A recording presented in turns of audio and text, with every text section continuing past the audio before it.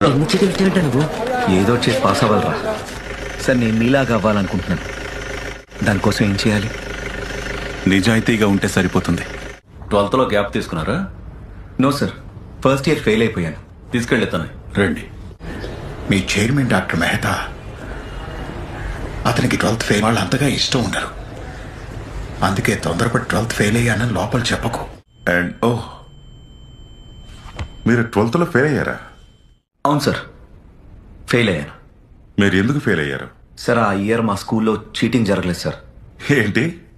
సరే ఇది చెప్పండి, మీరు చీటింగ్ గురించి ఎందుకు చెప్పారు? మీరు అబద్ధం కూడా చెప్పొచ్చు.